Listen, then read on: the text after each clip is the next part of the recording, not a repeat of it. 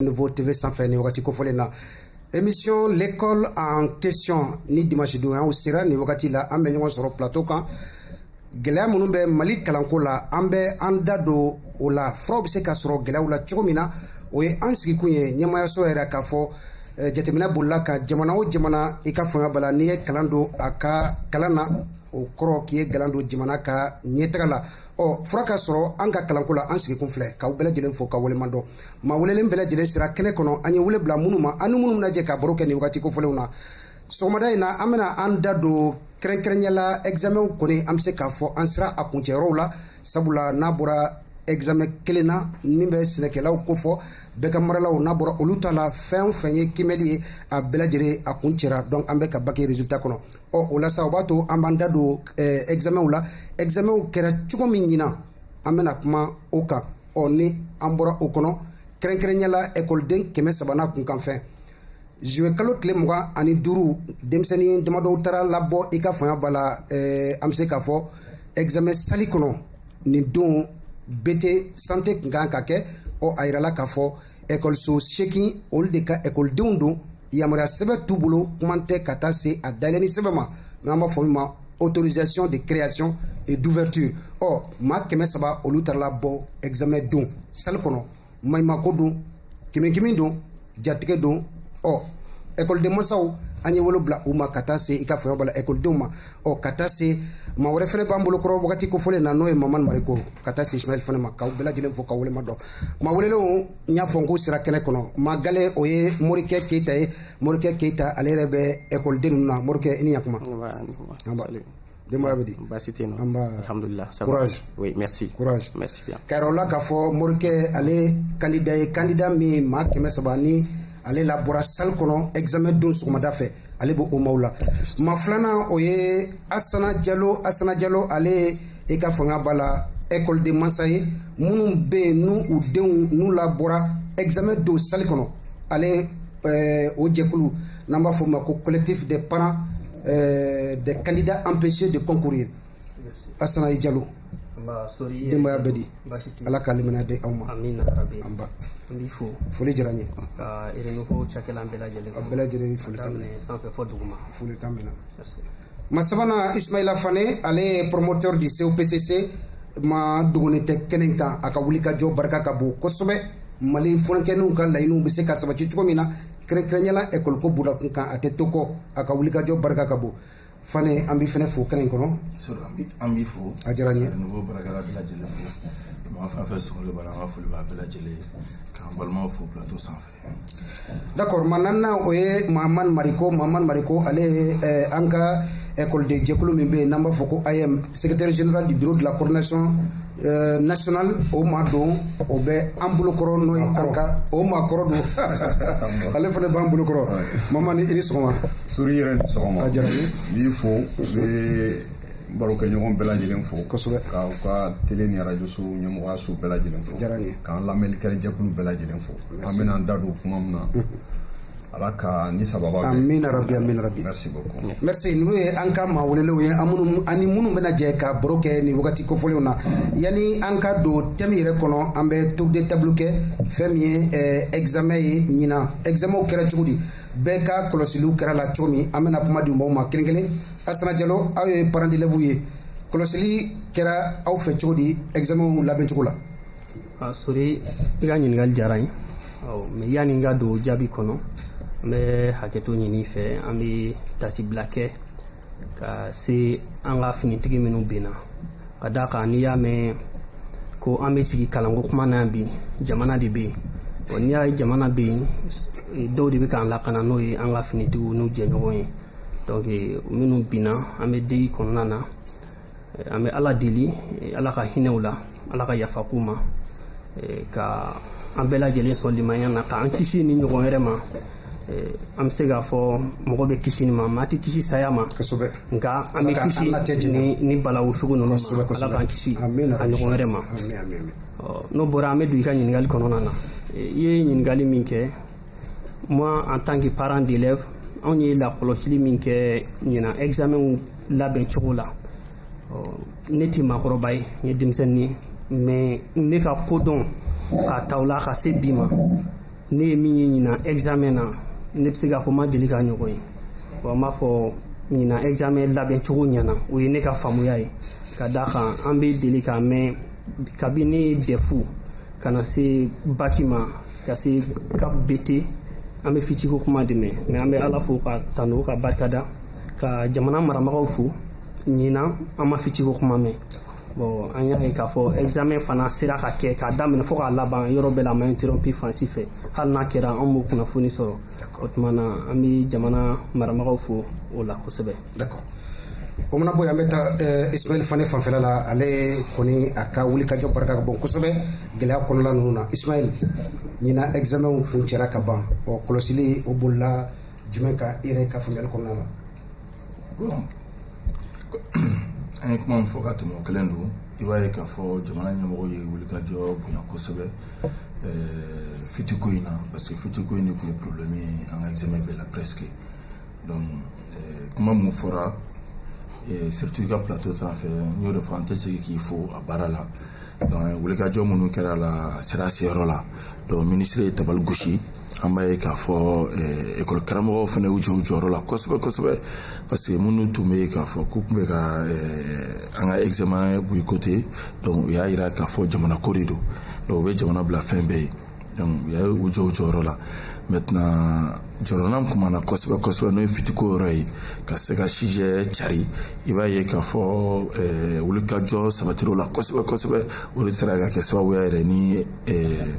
examen sera ka kɛ ka ɲa ni an bɛɛ bɛ ka apprécier an bɛ don min na ko bi donc sori kumala surunya la o b'a jira k'a fɔ an bɛ se ka baara ɲuman kɛ volonté ko dɔrɔn de don donc ni an bɛɛ y'an ɲɛsin jamana ma ka an ɲɛsin jamana ka intérêt ma i b'a ye k'a fɔ an ka laɲiniw bɛ sabati donc ala barika la ɲina examen vraiment an b'a fɔ ko tare tare. D'accord. An bɛ taa Mamadu Mariko fan fɛ Mamadu i ka kɔlɔsili kɛra jumɛn ye ɲina examen labɛn cogo la ka taa se dɔw kɔni jaabi bɔra ka ban an y'a mɛn k'a fɔ bac correction yɛrɛ avancé caman kɛra la ale kɔni jaabi ma bɔ fɔlɔ bon BT ni fɛn tɔ ninnu k'olu correction fɛnɛ bɛna daminɛ ka daminɛ nin kalo tile 18 na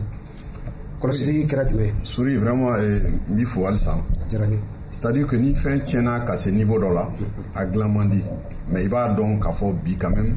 minnu bɛ kalanko ɲɛmɔgɔya la volonté b'u la ka ko in dilan donc ni ko bɛ ten bɛɛ ka kan ka i fanga fara u fanga kan pour que a ko bɛ se ka dilan cogoya min na mais n bɛ fɛ fana ka fɔ jamana ɲɛmɔgɔw ye yɔrɔ dɔw bɛ yen kalan tɛ kan ka se ka kɛ yɔrɔ olu da tɛ examen ko la donc an ka lajɛ halisa minnu bɛ ka se ka kalan kɛ ni olu bɛ taa examen la c'est une très bonne chose mais minnu fana tɛ ka se ka taa kalankɛyɔrɔ yɛrɛ la parce que halisa an b'a ye k'a fɔ jatigi ba wale ninnu kɛbagaw bɛ taa u ye mɛtiri dɔw yɛrɛ bɔnɛ u nin na donc an k'a lajɛ halisa fɛɛrɛ jumɛn de bɛ se ka kɛ comme ni denmisɛnw tɛ se ka taa kalanyɔrɔ la lakanabaliya sababu la fɛɛrɛ jumɛn bɛ se ka kɛ denmisɛnnin ninnu kalanso dɔ ka se ka boloda n'u bɛ se ka taa kalan u bɛ kalan sɔrɔ cogoya min na parce que u bɛɛ ye malidenw de ye je pense que o fana hakilina o ka kan ka intégrer bi Mali ɲɛmɔgɔw fɛ pour que kalanko min n'a bɛ fɔ ko droit don bɛɛ lajɛlen ye bɛɛ lajɛlen ka kɛɲɛ la parce que minnu kɔni tiɲɛ yɛrɛ la minnu ye examen sera k'a kɛ an ye an famana ni ɲɔgɔnna année scolaire yɛrɛ ma ka tila ka fama ni ɲɔgɔnna examen ka organiser tan ka yuruguyurugu ni fɛnw kɛlɛ a kɔnɔ mais minnu tɛ kan ka se ka taa kalanyɔrɔ la an ka olu fana intégrer an ka jatew kɔnɔ pour que bɛɛ lajɛlen ka se k'a dɔn k'a fɔ i ye fasoden de ye en droit et en devoir donc o yɔrɔ de ne ka jateminɛ ko in kan. D'accord. Merci. Morikɛ Keyita an bɛ taa i fanfɛla la e kɔni ye école den ye ɲina examen i ye kɔlɔsili jumɛn kɛ a tagabolow la ka taa se jaabi dɔw sɔrɔla ka ban fɛn min ye jaabi dɔw ye olu bɔra i ka kɔlɔsili kɛra jumɛn. Sori n ka kuma bɛ taga min kan fɔlɔ n'a tun fɔra k'i ye Mali ekɔliden ye san laban tɛmɛnen na maloyala ko de tun don nka ɲina examen taara tagabolo min na n'an continuera ni o lancé ye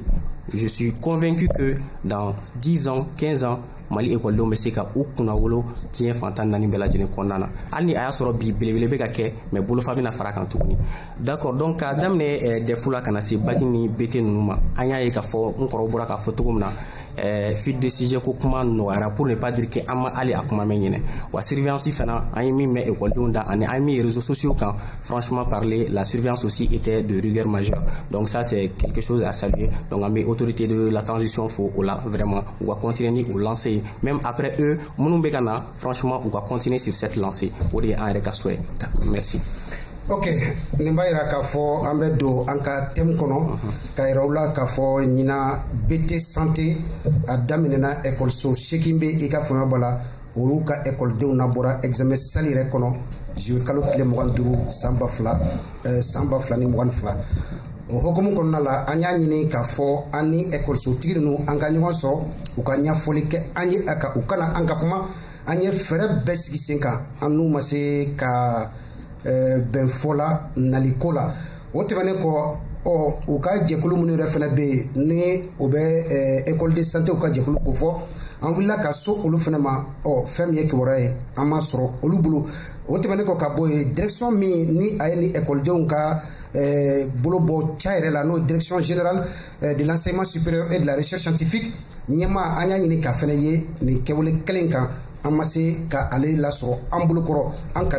y'a kanu an kana an ka ɲɛfɔli kɛ faamuyali ka se k'a sɔrɔ cogo min na ekɔliden 300 in mun de kɛra n'u ma se ka examen kɛ o la a bɛ ekɔliso 8 de kofɔ o ekɔliso ninnu na i b'a ye k'a fɔ a ekɔliso fɔlɔ o ye institut national de formation croix rouge malienne n'o ale bɔra ye fɛn min ye école de santé kala de bagindela ale bɛ ekɔliso kofɔlen na école de santé ba aminata dugure ale fana bɛ ekɔliso kofɔlen na donc n'o o bɔra ye école de formation des agents de santé ale fana b'a la école de santé bakari jakite ale fana bɛ ni ekɔliso kofɔlen na école privée de santé de Fana ale b'a la école de santé Mariam Jara ale b'a la école de santé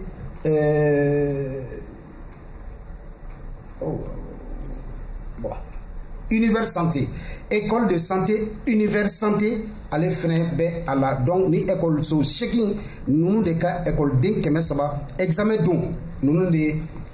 labɔra salle kɔnɔ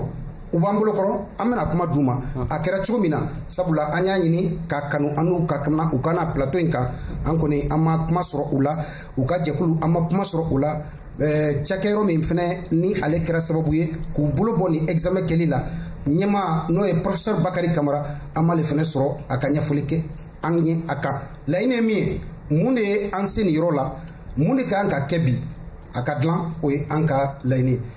Morikɛ Keita e ye ekɔliden ye don min ekɔliden minnu n'u labɔra salle yɛrɛ kɔnɔ mun de kɛra an balila min na le 25 7e mois a bɛnna lundi donya dɔ ma donc o de tun ye examen don fɔlɔ ye an tɔgɔ bɔlen kɔfɛ liste provisoire la an tɔgɔ bɛ liste provisoire kan an yɛrɛ y'a ye an tɔgɔ bɛ liste définitive kan an y'a ye ka taa an tɔgɔ affiché salle da la on a vu ka don fo salle kɔnɔna na ka table sanfɛ an tɔgɔ an ka numéro bɛ yen fɛnɛ an donnen k'an sigi wagati min na à notre grande surprise bon salle tɔgɔw tɛ kelen salle dɔ kɔnɔna na fɛnw sujet attribué la dɔw la ka ban yɛrɛ mais salle dɔ kɔnɔna na u donna k'u sigi dɔrɔn note in nana tan note min don jamana ka note de don dɛ mais tenez-vous bien numéro d'enregistrement t'a la ampliation t'a la cachet t'a la note in n'i y'a ye a kɛra le 25 sɔgɔmada yɛrɛ de fɛ et o bɛ hakɛ to ni kuma fɔcogo ma ɲɛ c'est fait à la hâte maintenant an ye ɲininkali caman kɛ an yɛrɛ la note in kɔnɔna na fɛn min sɛbɛnlen don ko an bɛ ekɔliso minnu na ko autorisation de création t'u bolo ko autorisation d'ouverture t'u bolo o fila de fɔra o de fila de sɛbɛnlen bɛ note in sanfɛ ekɔliso 8 do i b'a fɔ i bɔra k'a fɔ cogo min na n'i y'an fara ɲɔgɔn kan an bɛ se ekɔliden 300 hakɛ ma nin bɛɛ de bɔra nin don sɔgɔmada fɛ donc o de fɔra an ɲɛna an kɔni dabali banna a ko cogoya la an ye weleliw kɛ an ka ekɔliso kɔfɛlen ninnu na ka ɲininkaliw kɛ u ma se ka kan jɔlen sɔrɔ ka ɲɛfɔ an ɲɛna donc an bɛɛ wulila ka se an ka ekɔliso ɲɛmɔgɔw ma ka ɲininkali kɛ n ko mun de bɛ yen au juste donc u ye min sɔrɔ ka ɲɛfɔ an ɲɛna ko effective dɔw y'u tilen k'a fɔ effectivement a t'u bolo ko mais olu ka dossier bɛ circuit kɔnɔ depuis 2019 u y'o de fɔ an ɲɛna mais par contre dɔw y'a jira k'a fɔ franchement olu tɛ démarche logique yɛrɛ kɔnɔna na donc an bɛ o bɛɛ faamuya cogo dɔ la donc n bɛ dan ye fɔlɔ yani kuma ka se ma tuguni. d'accord Asana Jaro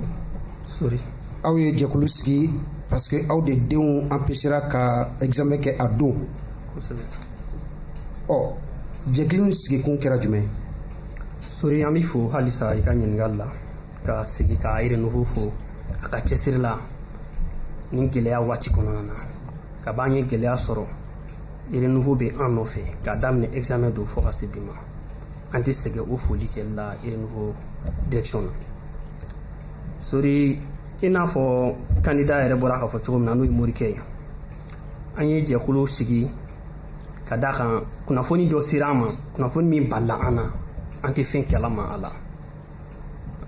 an nana ma anw m'a min an m'a bɔn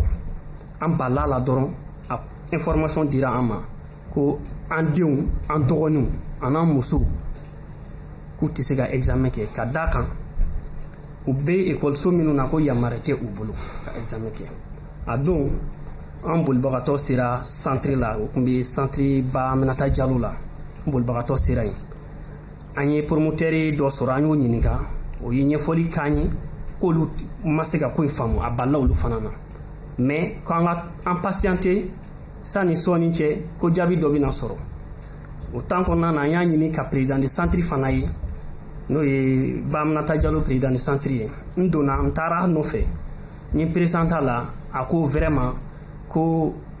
u ma pɛrɛ k'anw reçoit u ma pɛrɛ ka jaabi di an ma parce que an taara k'an b'a ɲininka de k'o kɛra cogo min na n'an bɛ se ka faamuya sɔrɔ a la a ko u ma pɛrɛ k'an reçoit donc fana bɔra k'a daminɛ o don fo ka na se an bɛ yɔrɔ min na an bɛ boliboli la an ye boliboli caman kɛ mais sanni ka se o boliboli ninnu ma ko in ye an degun sori a ye an degun fo ka s'a dan na i n'a fɔ Morikɛ y'a fɔ cogoya min na examen liste provisoire bɔra parce que i k'a dɔn i bɛ examen na i t'a la o bɛ dɔn liste de fɛ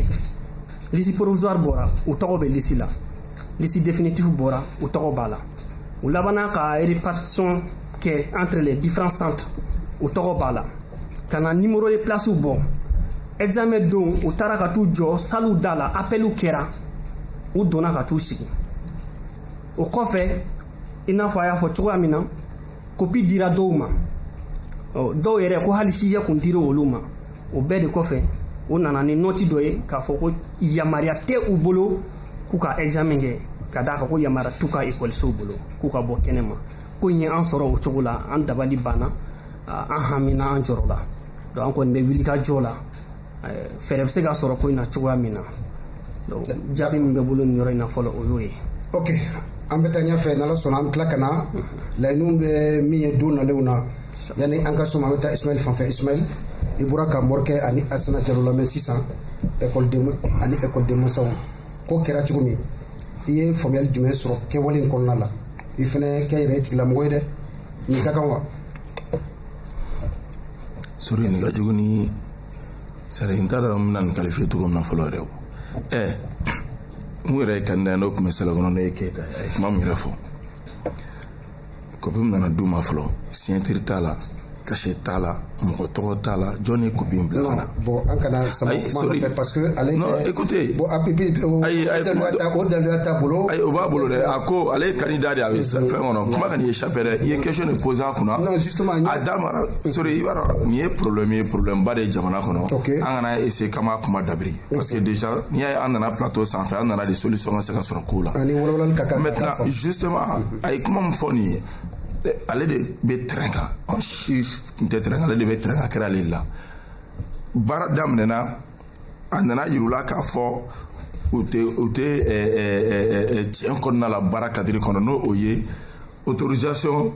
u ye ekɔliso min na autorisation t'u bolo ka se ka ekɔli dayɛlɛ fo ka na se ko ekɔlidenw ka examen kɛ kuma t'o ye maintenant ni kuma y'o ye a kɛra ale mun ɲɛna o mun nana d'u ma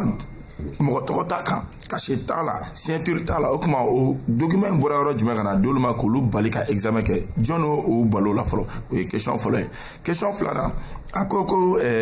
promoteur dɔw y'a yira k'a fɔ ala k'o cɛ olu tɛ norme kɔnɔna la mais sori olu kana ka kaso de kɛ o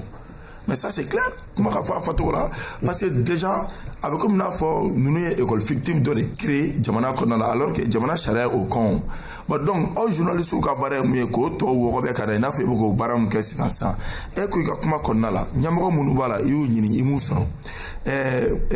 cakɛda minnu b'a organiser i y'u ɲini i m'olu sɔrɔ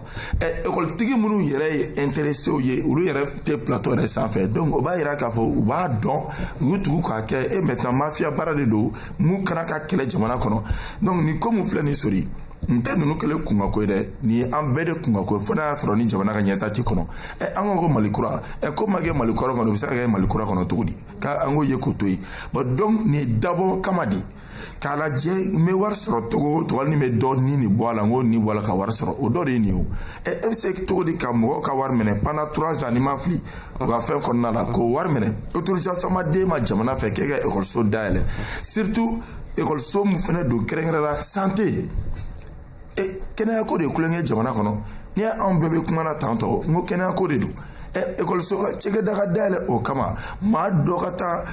o dayɛlɛ autorisation ma di e ma mɔgɔ t'a dɔ yɛrɛ hali n'a sɔrɔ matériel minnu kana ka école kɔnɔ n'a olu bɛɛ bɛ norme kɔnɔ donc o b'a yira k'a fɔ a bɛ ka boucher de former ka taa an kama an bɛ se k'an sigi k'o lajɛ cogo di donc an bɛ mun fɔ sori parents d'élèves écoledenw an yɛrɛ bɛ far'u kan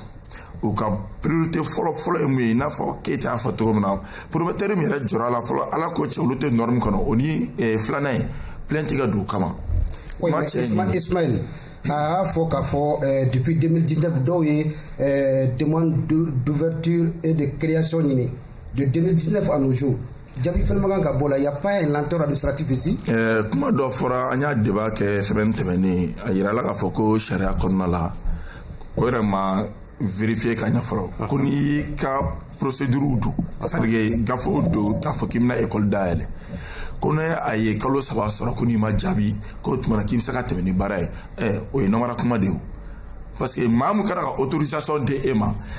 n'o bɛ kɛ e ka gafe kalan n'i y'a ye k'a fɔ autorisation ma d'i ma i bɛ taa sɔrɔ fɛn dɔ bɛ gafe kɔnɔ mun tilennen tɛ fɔlɔ. oui mais Ismaël donc normalement i ka dossier la don kalo 3 kɔnɔ i ma jaabi quand même. mais mun y'u bali. u bɛ o baara in de kama est-ce que défaut tɛ olu baarakɛla ninnu fana la. bon ne tɛ se k'olu accuser parce que ne t'a baarakɛ ca kɔnɔna la mais n'a sɔrɔ ne ne tun don sisan ne ka n ka gafe don 3 mois o ma ne jaabi ne bɛ segin ka taa lajɛ mun de kɛlen don ka n ka dossier lasumaya donc ni mun kɛlen don k'a lasumaya ne bɛ bɔ k'o fɔ kɛ parce que e tɛ se cogo si ka taa école par exemple olu ka dossier sumayara olu taara continuer baara la pendant 3 ans a seginna jɔn ma a ma segin fangatigi ma fangatigi ma taa ninnu bali ka examen kɛ yan est ce que olu sera ka solution kɛ ninnu ka se ka examen kɛ yan donc o b'a yira k'a fɔ k'o ye fanga de ta ye maintenant i tɛ se ka bila fanga ye n'i bilala fanga ye sɔrɔ i bɛ panko 2 kɛ c'est vrai mɔgɔ man'i pan ka don ta la i ma tila panni na dɛ i bɛ tila ka panko 2 kɛ tugun donc solution ka kɛ nin na joona joona mais nin ko ye mun ye il faut que nin ko ka sama ka se fo ɲɛmɔgɔ kunda datuguli ka ye na parce que nin ye réseau juguba de ye ni nin senna réseau de bɛ nin kɔrɔ depuis bi côté nin lawale c'est à dire nin ko diɲɛ ko de sɔrɔ réseau juguba de don ni nin ko senna sɔrɔ walayi i b'a fɔ ko n y'a f'i ye i bɛ taa mɔgɔ tɔgɔ sɔrɔ la mun b'i dabala ban wa a ko bɛ sen fɛnɛ dɛ. d'accord Omar Mariko an bɛ taa i fan fɛ. oui. écoleden 300 olu labɔra salle kɔnɔ k'u tɛ se ka examen kɛ ka sababu kɛ école minnu y'u présenté école 8 don yamaruya sɛbɛn t'u bolo k'a dayɛlɛ ka tila ka école yɛrɛ créer pourtant plus de 3 ans ni école ninnu bɛ yen denmisɛnninw bɛ wari sara la kalan bɛ ka kɛ est-ce que c'est pas un peu dur des sanctions là. sori ni an bɛ fɛ ka fɛn o fɛn kɛ Mali kɔnɔ n'an ma kalanko bila au cœur de nos préoccupations ka kalanko labɛn kalanko ɲuman an bɛ fu la quoi wa fana an tɛ se k'a fɔ ko an bɛ kalanko ɲuman fɛ ka tila ka sɔn tuguni ka to désordre kɔnɔ parce que nin bɛɛ bɛ fɛn min yira nin b'a yira k'a fɔ an bɛ désordre de kɔnɔ mais o responsabilité fɔlɔ o bɛ da mɔgɔ min kun o ye état de ye tiɲɛ don an ka sɛbɛnba kɔnɔ n'a bɛ fɔ min ma constitution école privée ko a kuma b'a kɔnɔ mais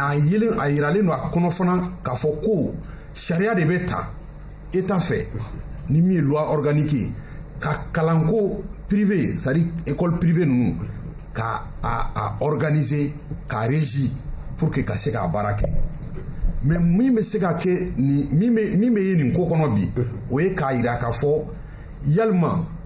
sariya minnu talen don k'a fɔ kalanso privéw ka labɛn surtout a santé lama est ce que a baara bɛ ka kɛ a kɛcogo la ɲininkali b'o yɔrɔ de la o. mais est ce que sanction in jaabi t'o. non sanction o de la n bɛ fɛ k'a fɔ il faut pas que an k'a fɔ ko an bɛ fɛ kow ka ɲa ni kow bɛ ka labɛn conséquence min bɛ b'o la an ka tila ka siran o ɲɛ quoi parce que en réalité i tɛ se ka école dayɛlɛ papier t'i bolo k'i bɛ mɔgɔw kalan kɔnɔ k'i bɛ taa examen kɛ o tɛ bɛn o sori o tɛ sariya ye tiɲɛ don denmisɛnnin minnu b'a kɔnɔ maliyɛn denmisɛnninw de don fɛɛrɛ bɛ kɛ a bɛ lajɛlan na u bɛ se ka bɔ nin kɔlɔlɔ kɔnɔ cogo min na parce que olu yɛrɛ ye nin ko la victime ye mais o t'a yira k'a fɔ minnu ye nin ko dilan olu ka kɛ k'u protéger continuellement parce que an ka nin ko dabila ten an ka nin to tan non c'est pas ça aussi n'an ko an bɛ to kɔnɔ c'est comme anw yɛrɛ fana bɛ état critiquer mais laxisme min ni état b'a kɔnɔ an tɛ fɛ a ka bɔ o kɔnɔ un n'i ye école dayɛlɛ école nin a dayɛlɛnna a sɛbɛn b'i bolo wa denmisɛnninw bɛ kalan kɛ condition min na est ce que a kalan kɛ condition labɛnnen don wa mɔgɔ minnu bɛ kalan kɛ denmisɛnninw kun est ce que u yamaruyalen don ka kalan kɛ denmisɛnninw kun wa est ce que u yɛrɛ fana pour que u ka kalan kɛ denmisɛnninw kun u ni hakɛ mun ka kan o hakɛ talen don jamana ɲɛmɔgɔw fɛ walima école privée ninnu fɛ yan donc ne bolo bi an bɛ yɔrɔ min na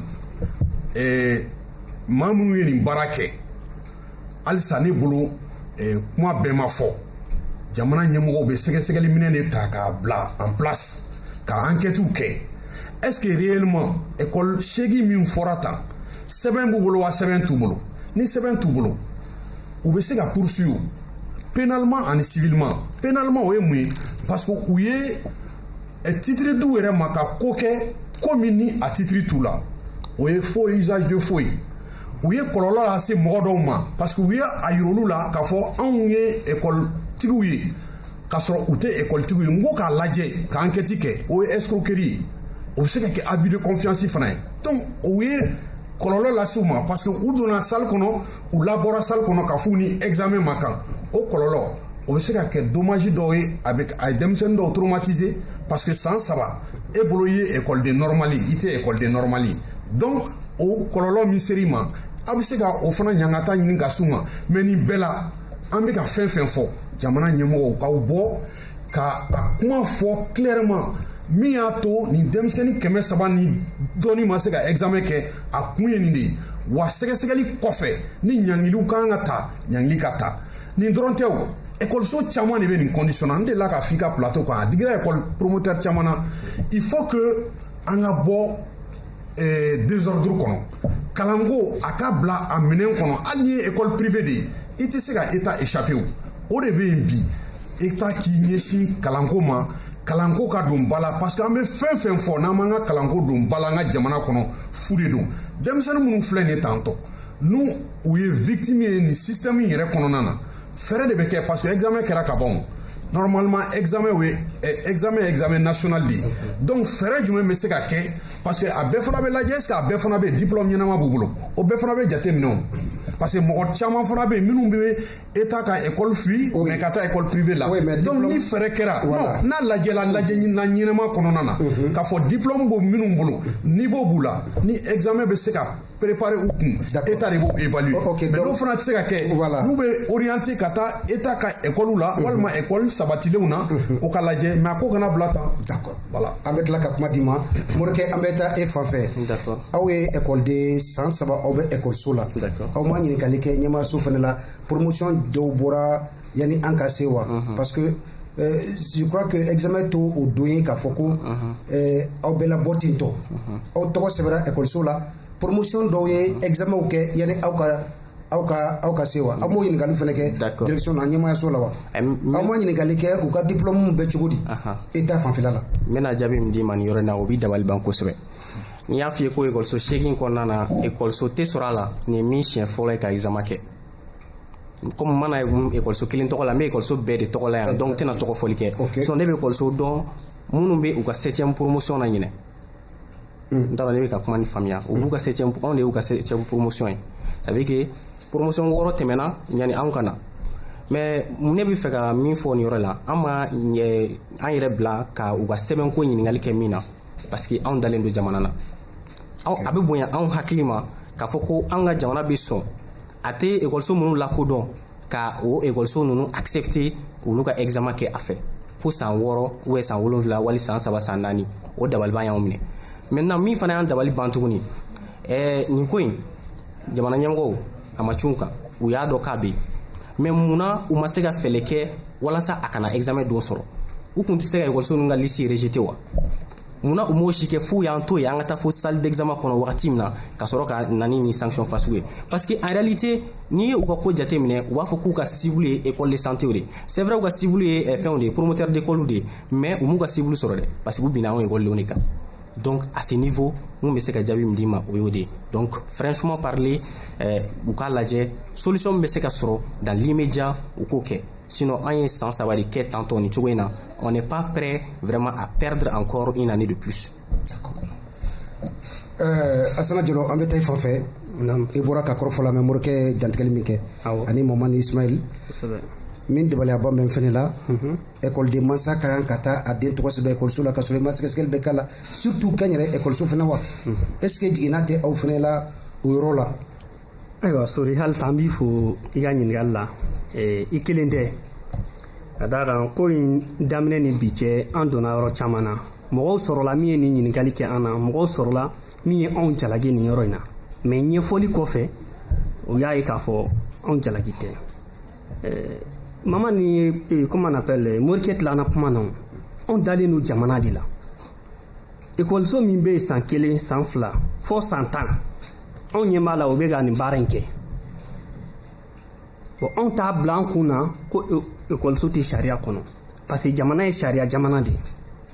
bon an y'a ye u bɛ ka mɔgɔw former san caman a bɔra k'a fɔ nin ye dɔw ka promotion 6nan ye nin dɔw ka 7nan ye mɔgɔw bɛ yen sori o diplôme bɛ ne bolo yan c'est à dire 2019 2020 2021 ni ekɔliso ninnu na u ye examen kɛ attestation dir'u ma wa attestation ninnu signelen don directeur min yɛrɛ ye noti bɔ vous m'excusez faut que n ka tɔgɔ fɔ o yɔrɔ la le directeur de l'enseignement supérieur et de la recherche scientifique professeur Bakari Kamara a ka signature bɛ a attestation dɔw kan ni ekɔliso ninnu tɔgɔ la ça veut dire que ekɔliso ninnu bɛ yen ɲinan tɛ o ma daminɛ ɲinan bon anw bɛ ɲininkali kɛ en tant que parent n'an bɛna denw don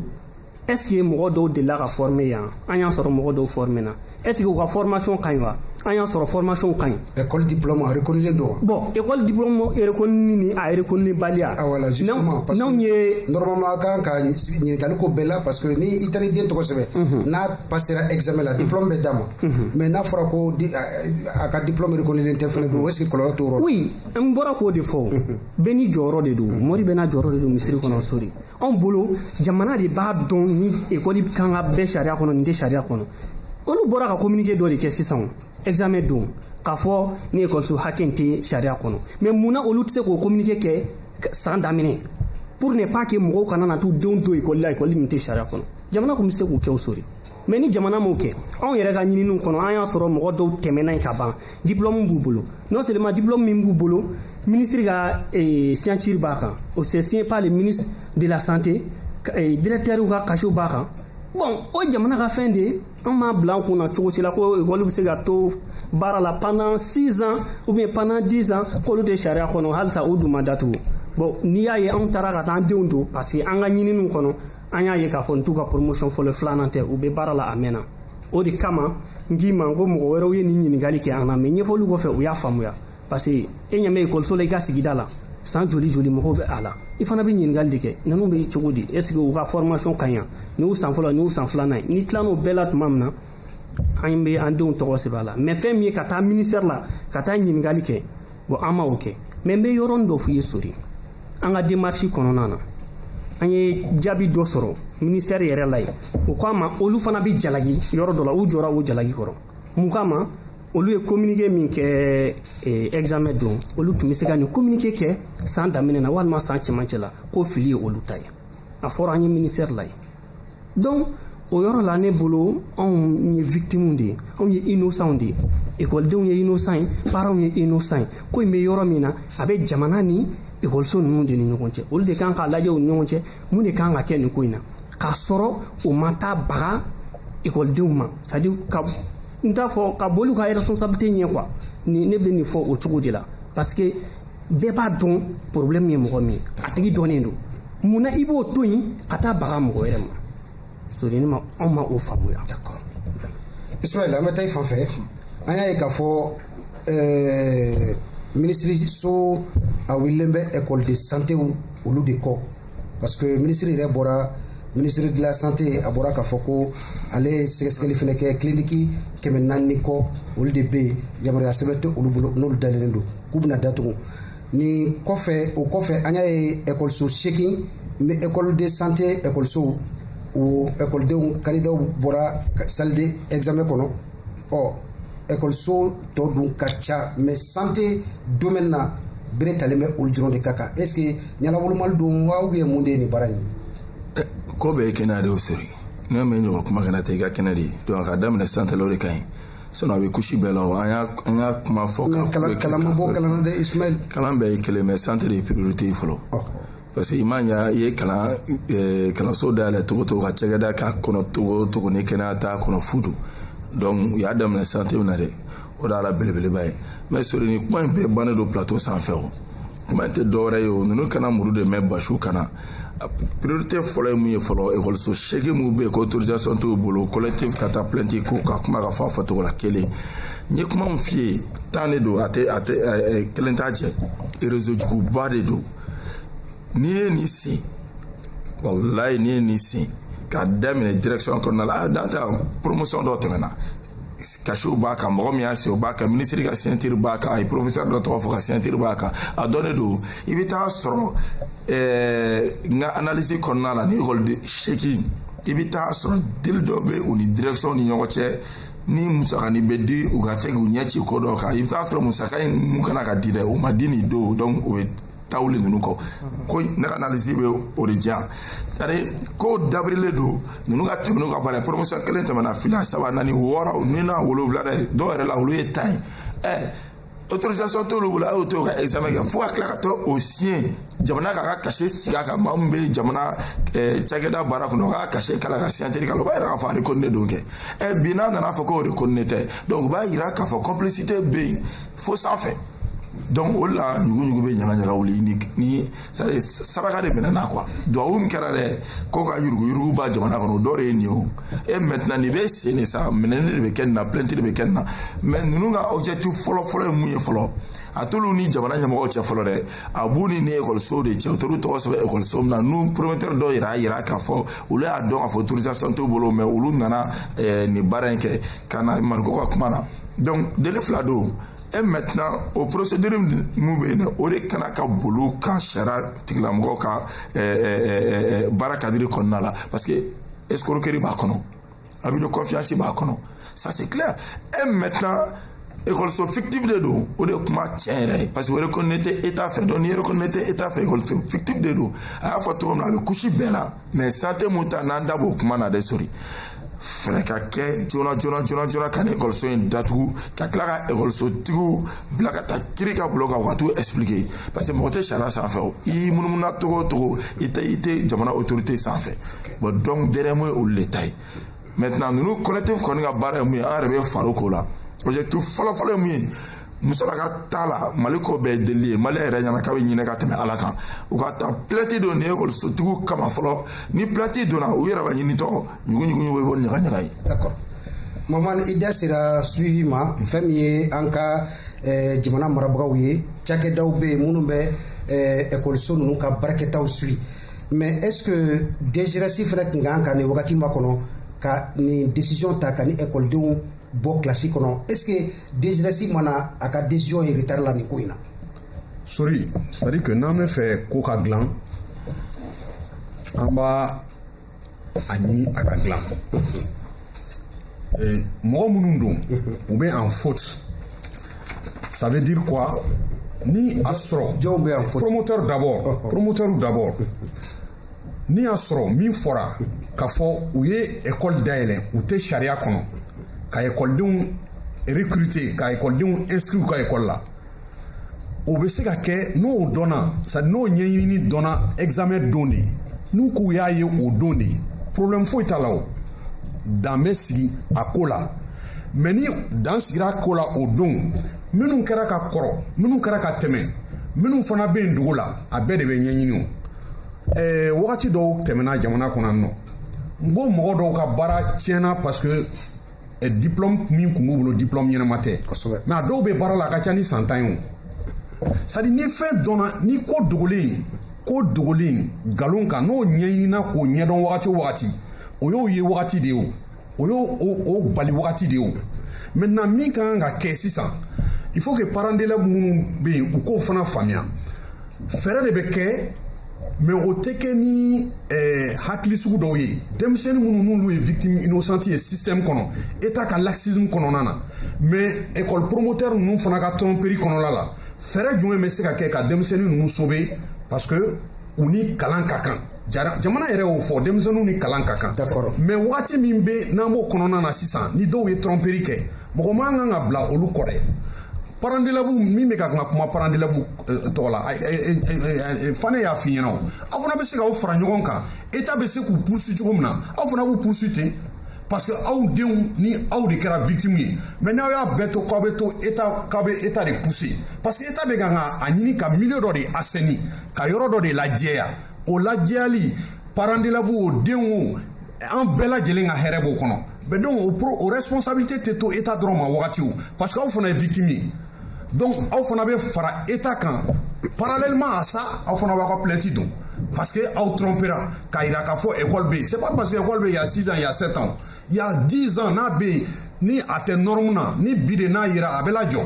c'est tout à fait normal a ka kan ka kɛ ten nin fana ka bɔ école de la santé la a bɛ taa sira o sira fɛ mɔgɔ bɛ yen n'i bɛ baara la san 10 n'i ye diplôme kolon ta ka don a la i bɛ bɔ a la i bɛ bɔ a la i n'a man kan i ye sara min ta a bɛ minɛ i la n'an ko an bɛ fɛ jamana ka dilan ka ɲa an bɛ sɔn a conséquences minnu fana bɛ dilanni na an ka sɔn o ma wa ka jamana dɛmɛ fana k'a sɔgɔbɛ a tiɲɛnimayɔrɔ k'u ɲini k'u dɔn u ni ɲangili min ka kan k'u ta ka taa ɲangili so sɛgɛrɛ o de ye jamana dilan sira ye o voilà o ne ka hakilina y'a la d'accord k'a yira aw la k'a fɔ wagati kofɔlen na an bɛ ka kuma min kan o ye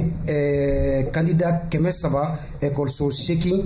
examen don n'o ye BTD santé o écoleden 300 u labɔra kilasi kɔnɔ k'a fɔ ko u ka école yamaruya sɛbɛn t'u bolo u ka école ninnu dayɛlɛ u ye a dayɛlɛ k'a sɔrɔ sɛbɛn t'u bolo création t'u bolo ouverture t'u bolo école seegin an bɛ segin a kan aw ka école seegin aw k'u tɔgɔ dɔn an y'a ɲini fɛnɛ an n'u ka jɛ u kana plateau la an ka kuma ka ɲɛfɔli kɛ ka ta o don na ka na bila nin wagati kofɔlen na u ma sɔn an ka nali ma école ninnu u tɔgɔ filɛ an bolokɔrɔ école de santé Kala de Bagineda ka taa se école de santé Ba Aminata Doucouré école de formation des agents de santé institut de formation de Croix-Rouge malienne école de santé Bakary Diakité, école privée de santé de Fana, école de santé Mariam Diara, école privée de santé Univers Santé, ni école seegin olu ka école den 300 examen don u labɔra sali kɔnɔ o y'a sɔrɔ sujetw bɛ dɔw bolo ka ban yamaruya sɛbɛn min ye ninnu nabɔ o ye k'a fɔ cakɛda min bɛ yen n'a bɛ fɔ direction générale de l'enseignement supérieur et de la recherche scientifique a ka sous direction min ni o ka baara ɲɛsinnen bɛ ni école ninnu ma o de ye gafe kɛ ko k'u labɔ sali kɔnɔ nin don maɲumako ɲaji kasi dabaliyaban o de tun bɛ a kɛnɛ kan an y'an tɛgɛ da écoleden kelen kan écoleden na o bɛ an bolokɔrɔ an bɛ ka ɲɛfɔli kɛ kɛwale in na Morikɛ Keyita écoledon aw ka nin kɔlɔlɔ nin sɔrɔlen a don aw taara so aw ye ɲɛfɔli kɛ mansaw ye aw ma sira foyi ta bilen aw ni écolesotigi ninnu cɛ wa yani i ka o ɲininkali jaabi kɔrɔ ye kuma nin dɔ fɔ a tun ka di n b'o yɔrɔnin lakile dɔɔni ko ni bɔ kɛra ko kalama wagati min na ko fu bɛ siri a dan na noti dɔ bɔra directeur de cabinet fɛ ministre de l'enseignement supérieur ta a kɛra le 26 juillet 2022 o y'a sɔrɔ examen banna non examen tile filanan don a ye o noti bɔ o don o noti kɔnɔna na a b'a yira k'a fɔ ko avertissement dira école ninnu ma a tɛmɛ ko avertissement kun dira u ma ka tɛmɛ donc ça veut dire que ko in bɔ ma ka kalama le 25 maintenant an ye ɲininkali min kɛ o la est-ce que avertissement min kɛra avertissement verbal de don wa ou bien note écrite de don wa an sera fɛn ma a ka chef de cabinet ma o la a ko effectivement ils ont été très cléments dans l'affaire olu kun y'a essayé k'u bɛ ko nɔgɔya komi u y'a ye ko école de santé o tɛ ka réagir o de kama u fana ye nin décision sugu ta. mais olu bɛ école de santé ka réaction jumɛn nɔfɛ. Bon, réaction est mise, ou ka procédure accélérée pour que u ka se ka autorisation ni fɛn ninnu sɔrɔ an ka faamuyali la o ye maintenant n bɛ segin ka na i ka ɲininkali la a kelen n ka kuma daminɛ na n y'a fɔ yan n ko an bɛɛ wulila ka se an ka promoteur d'école ma d'abord depuis sur le champ an kun ye appel kɛ mais an ma satisfaction sɔrɔ le jour même an tilala ka taga an bɛɛ taara i ka école la donc an ye promoteur ɲininka mais mun de bɛ o juste donc y'o explication de dit depuis le début o kɔfɛ fana an ye démarche wɛrɛw kɛ n y'a fɔ tout de suite n ko an bɔra fɛn fɛ yen nɔ chef de cabinet fɛ yen nɔ donc an y'o rencontré o rencontre kɔnɔna fana a ye nin kuma ninnu de fɔ tan n bɔra ka segin min kan tantôt donc an ye démarche caman kɛ on a même tenté d'aller voir le président du haut conseil islamique du Mali mais malheureusement an n'ale ma se ka ɲɔgɔn ye fɔlɔ an kɔni ye audience demandé mais an n'ale ma se ka ɲɔgɔn ye donc les parents d'élèves l'AM tout le monde an kɔni bolo fɛn fɛn mɔgɔ mɔgɔ bɛ se ka ko kɛ nin ko in na on a essayé ka an magɛrɛ a bɛɛ la pour que u ka se ka an dɛmɛ nin ko in na sinon a tɛ k'a fɔ ko depuis ko in kɛra an sigila an ma sigi c'est vrai que dɔw kɔni désespéré la complètement donc c'est l'occasion pour moi ka f'u ɲɛna ko halisa lutte bɛ sen na lutte ma dabila et que on espère que suite favorable bɛ sɔrɔ ni ala sɔnna ma voilà. ala ka suite favorable sɔrɔ la Asana Jalo an bɛ taa i fan fɛ aw ye collectif siri sabula ka sababu kɛ aw ye école de mansaw ye denmansa minnu denw na bɔra examen salidon nin kelen kelen kana bila bi la aw ma démarche foyi entamé a la aw yɛrɛ bolo aw ka laɲini bɛ se ka kɛ jumɛn ye ani mun de bolodalen bɛ aw fɛ don nalew na ni laɲini min fɛnɛ ma sabati. Merci Sori an b'i fo halisa si vous me permettez Fane y'a fɔ a ka kuma na ko an ka objectif ye min ye ka an ka objectif kan ka kɛ ka école ninnu attaquer devant la justice bi an ka objectif t'o ye an ka objectif ye min ye session ka organiser session spéciale ka organiser ka denmisɛn ninnu bila u ka hakɛ kɔnɔ parce que mɔgɔ t'i to kɔlɔn kɔnɔ k'i bin kun fɔ ni tasuma bɛ bugu la waati min na a bɛ fɛɛrɛ de ɲini ka tasuma faga ka bɔ so la donc o kɔfɛ a bɛ sɔrɔ ka ɲɛɲinini kɛ mun de tasuma bila a la. d'accord mais Lassana Asana ni laɲini ma sabati aw ka laɲini ye ka ɲini gouvernement fɛ u ka fɛɛrɛ kɛ aw denw examen spécial ka organiser mais ni o ma kɛ dun. ayiwa Sori n bɛ na comme i ye ɲininkali fɔlɔ dɔ kɛ o ma jaabi fɔlɔ an ka laɲini ye min ye bi n bɔra k'o de fɔ laɲini fila kɔni t'an bolo session ka organiser parce que jamana bɛ se a se b'u ye k'a kɛ donc o y'an ka laɲini mais n'an ye wulikajɔ minnu kɛ depuis baara in daminɛna n y'a f'u ye kaba don ne an ye tile bɛɛ kɛ centre la fo ka taa épreuve ban bon o kɔfɛ an n'an denw o kɔfɛ an taara ministère de l'enseignement supérieur la ani chef de cabinet ɲɔgɔn ye an y'an fɛla fɔ a ye a ko k'an ka taa k'a bɛ tila k'an jaabi an bɔra yen nɔ an taara parents d'élèves rencontrer n'o ye la fédération des parents d'élèves an y'olu rencontrer an labanna ka CNT membre mɔgɔ fila rencontrer an bɔra yen tuguni an segira ka taa ministère de l'enseignement supérieur la parce que an bolo a bɛna an jaabi waati min na an ma jaabi sɔrɔ donc an segira cette fois-ci ka taa audience ɲini an b'a fɛ ani ministre ka ɲɔgɔn ye o don kelen ani chef de cabinet kumana tuguni a ko k'u bɛ baara in kan ka kɛ ko mais k'u ma tila la ko ni jaabi minnu bɔra la don nataw la o bɛn'o fɔ an ɲɛna o kɛra mardi tɛmɛlen an kɔrɔ bon an labanna ka taa primature la an ye audience ɲini premier ministre ka chef de cabinet fɛ an n'a ka se ka ɲɔgɔn ye an y'a laɲini fana an ni premier ministre yɛrɛ ka se ka ɲɔgɔn ye an bɛ se k'an ka degun fɔ a cogoya min na mais pour le moment u si ma an wele u ma jaabi d'a ma k'a fɔ u b'an reçoit an bɔra yen ani Amsunem n'a dirigelen don Seydou Patrice Dambeli fɛ bi o y'a secrétaire général ye an y'ale fana rencontrer k'an ka degun fɔ a ye bon u bɛɛ lajɛlen y'a yira an na k'u bɛ u fanga fara an ta kan an ka objectif ye min ye n'o ye session ka organiser donc k'u bɛ an dɛmɛ o sira kan bɛɛ bɛ n'i seko kɛ pour que session ka se ka organiser an y'o démarche kɛ maintenant ka na i ka ɲininkali filanan na ni session ma se ka organiser don bon ne yɛrɛ o kuma in